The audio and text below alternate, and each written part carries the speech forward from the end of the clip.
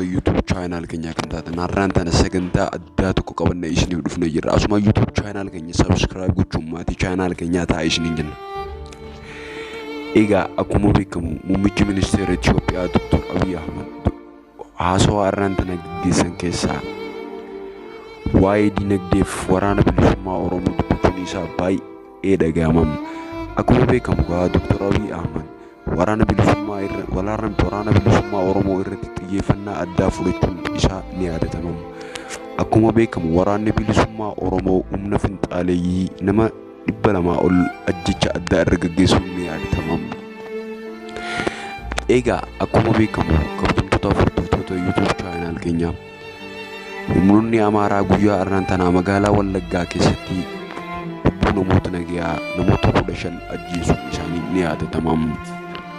Akkuma beekamu waraanni bilisummaa Oromootis haaloo kana bahuuf jecha namoota hedduu gaaga'ama irra geessisanii jiraniin humni mootummaan ala socho'an kun waraana bilisummaa Oromoo irratti dhiibbaa gaggeessuuf yaalii addaa gochuun ni yaadatama. Uummanni Wallaggaa, uummanni Walloo akkuma dhumaatiin isaa itti fufutti jira. Kanaaf Abiy Ahmed sababa waan addaa godhachuudhaan uummata kana irratti dhiibbaa addaa banuun isaa ni yaadatama.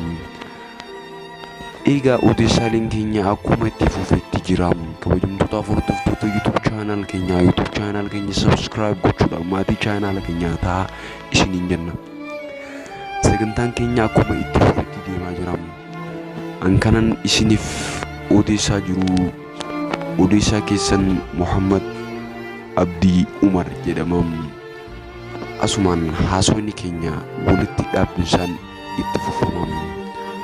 Duula ergamtoota sirna faashistaa Abiy Ahmed dachee Oromiyaa keessaa qulqulleessuu gaggeessaa kan jiru gootichi waraana bilisummaa Oromoo magaalotaa fi aanota Oromiyaa garaagaraa keessatti haleellaa waraanaa gaggeessaa jiruun loltoota waraana PP 200 ol adabee jira.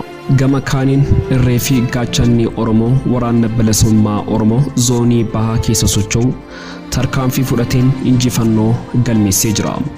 Ballana odeessa kanaa qabannee jirra hanga xumuraatti nu faana tura. Humnoonni TDF magaalaa Laalibalaa deebisanii to'annaa isaanii jala oolfachuun mirkanaa'e. Mootummaan Abiy Ahmedis miidiyaalee addunyaan salphataa jira. Odeeffannoo qulqulluu gabaasa miidiyaalee addunyaa waabeeffachuun qindeeffannee jirra nu hordofa. Booranaa aanaa mataa wayamaatti kaabinaan aanichaa horsiisee bultoota Booranaa dirqiin miila dhiqsiifachuun isaanii dubbii ijoo ta'ee jira. Ashamaar kafuunee kabajamtoota hordoftoota keenya odeeffannoolee wayitaawaa muddee 13